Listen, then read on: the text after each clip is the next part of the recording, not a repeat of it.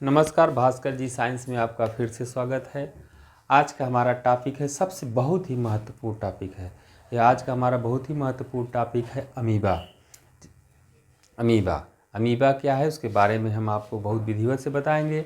Amoeba का हमारे जीवन पर क्या प्रभाव है, यह हमारे लिए किस स्तर से फ़ायदेमंद है कि नहीं है, नुकसानदेह है कि नहीं है, इसका क्या उपचार होना चाहिए, इस बारे में हम आपको आज बताएंगे। तो सबसे पहले आप जान लीजिए कि अमीबा क्या है। अमीबा एक प्रकार का यह एक कोशिकीय ऐसा जीव है जो प्रोकैरियोटिक कोशिका के अंतर्गत आता है।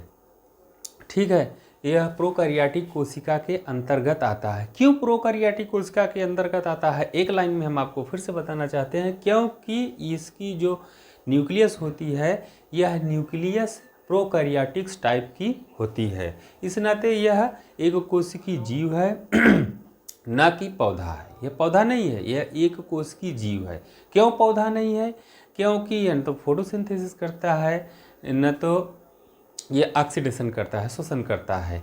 यह सीधे सीधे क्या करता है, फाइकोसाइटोसिस और पिनेकोसाइटोसिस। ठीक है, तो सबसे पहले हम बताएंगे आपको महत्वपूर्ण बात। आप किसी भी परीक्षा में बैठ रहे हैं, आप या किसी भी परीक्षा को दे रहे हैं, कक्षा 9, 10, 11, 12 BSc MSc की परीक्षा दे रहे हैं, तो ये ध्यान रखिए किसी भी स्पीसीज को, यानी कि आप किसी भी प्रजाति को अगर लिख रहे हैं, उसका वैज्ञानिक नाम लिख रहे हैं, तो लिखने के बाद में उसको अंडरलाइन जरूर करेंगे।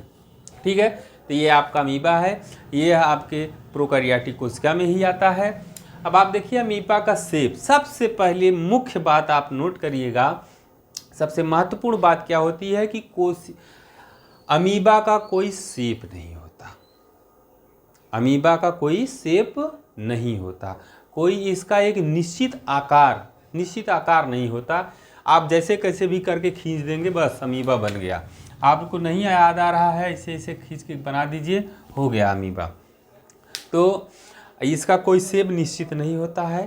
तो अमीबा का शेप आप देख लीजिए, अमीबा किस शेप में है, इसका कोई निश्चित आकार नहीं होता है, इसीलिए इसको अमीबा का नाम दिया भी गया है। आप थोड़ा सा अपने से भी कुछ तरह के लैंग्वेज अपने पास रखिए, जिससे आपकी याददाश्त में यह पड़ा रहे, सबका सिक्वेंस माइंड में यह आपके पड़ा रहे, सब सिक्वेंस माइंड में पड़ा रहे कि हमको किसके आधार पर, जब आप उसका कुछ कार्य जानते रहेंगे तभी आपको यह समझ में आएगा। तो अमीबा इसीलिए इसको बोलते हैं, इसका शेप नहीं याद निश्चित होता है। एक बार हम इसके पहले आकार के देख लेंगे, इसके डायग्राम को देख लेंगे। यह देखिए सबसे पहले क्या है, यह सूडोपोडिया का क्या काम होता है। सूडो मतलब होता है कि काल्पनिक, PSE, ठीक, सूडो।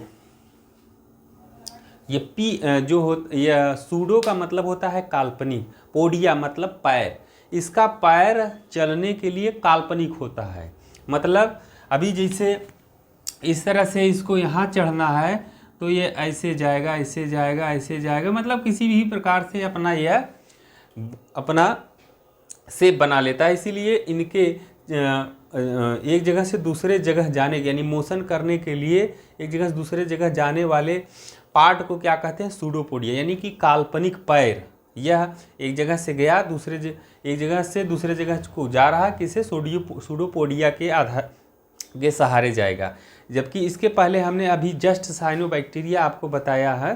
जो साइनोबैक्टीरिया में आपने देखा था, या ये प्रोकैरियोटिक सेल में आपने देखा था कि एक जगह से दूसरे जगह जाने के लिए क्या था कि फ्लैजिलम और इसके बाद में पिलिया था। फ्लैजिलम और पिलिया उसके लिए सहायक थे एक जगह से दूसरे जगह तक जाने के लिए, लेकिन उसका शेप जो है कि निश्चित था, इसीलिए उसको हम बैक्टीरिया का नाम देते थे। उसके लिए उसको हम प्रोकैरियोटिक के अंदर भी आता था, लेकिन यह प्रोकैरियोटिक सेल, इसके अंदर कोई फ्लैजिलम या पिलिया नहीं होता है, या अपने शरीर को ही यह एक पैर बना लेता है, इसीलिए इसको सूडोपोडिया कहते हैं। यह देखिए इसके अंदर फूड पार्टिकल्स है।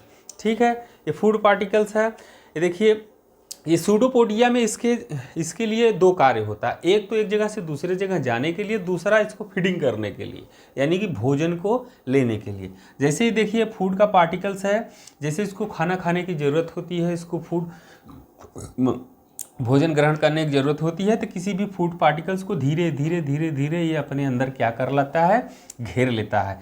घेर करके फिर इसके बाद में देखिए ऐसे फूड पार्टिकल्स लिया, फिर इसके बाद में ये अपना यह वाइक्यूल बंद कर लेता है, ये फूड पार्टिकल्स इसके अंदर आ गया। फूड पार्टिकल्स इसके अंदर आ गया। इसके अंदर जो होते हैं यह एंजाइम वाले पार्टिकल्स होते हैं, एंजाइम वाले सेल ऑर्गेनेल्स इसके होते हैं। तो ये सेल ऑर्गेनेल्स इसके ऊपर अटैक करते हैं, अटैक करके ये इसको ऐसे कर लेते हैं, अंदर के भोजन को ये अपने डाइजेस्टिव एंजाइम से पचा लेते हैं, पचा करके फिर इसको इसमें एक तरह से ऐसे मिला लेते हैं।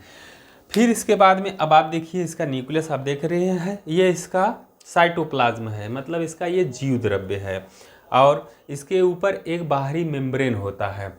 और ये देखिए इसके पास में एक महत्वपूर्ण काम क्या होता है, एक महत्वपूर्ण चीज़ होती है कंट्रक्टाइल वाइक्यूल।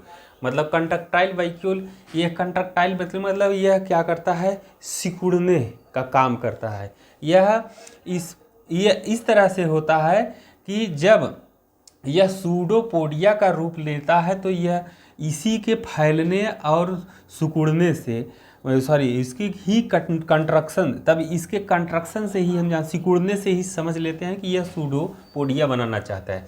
अब देखिए यह भोजन के पार्टिकल्स को क्या किया, डाइजेस्ट कर लिया, डाइजेस्ट करके फिर इसके बाद में जो इसके अंदर जो एक्सक्रीशन होता है, यानी कि उत्सर्जन होता है, जब इसको बाहर करना होता है तो क्या करता है, ये देख लीजिए, यह बाहरी अपनी दीवार को यह यह बाहर इस तरह से इसको बाहर कर देता है, मतलब बचे हुए पदार्थ को एक्सक्रीशन कर देता है। ठीक है, जैसे एक्सक्रीशन यानी उत्सर्जन, भोजन खाने के बाद, पचाने के बाद में हम उत्सर्जन करते हैं, तो इसी प्रकार से इसको उत्सर्जित कर दिया जाता है।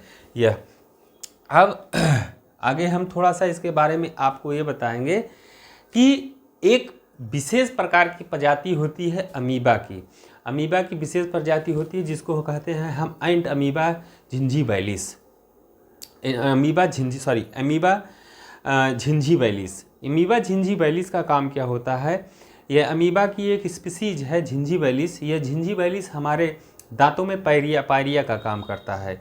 अब यह समझ लीजिए आप कि किसी भी जीव है, कोई भी जीव है, वह चाहे एक कोशिकी हो या बहुकोशिकी हो, चाहे हम हैं चाहे आप हैं, कोई भी जीव है, तो उसके अंदर जो इन्फेक्शन होता है वह उसके संबंधित पदार्थों को खोज करके, जैसे अमीबा जिंजीबैलिस को क्या हमारे दांत में ही आना था, तो अमीबा जिंजीबैलिस को हमारे दांत में वह उस प्रकार का पदार्थ मिलता है जिससे यह अपने आप को जीवित रख सकता है। तो जीवित जब रख सकता है, अपने आप को जीवित रख सकता है, इसीलिए यह अमीबा हमारे दांत में ही लगता है। अमीबा के लिए शॉर्टकट में बहुत डीप जाने की ज़रूरत नहीं, इतने के लिए धन्यवाद।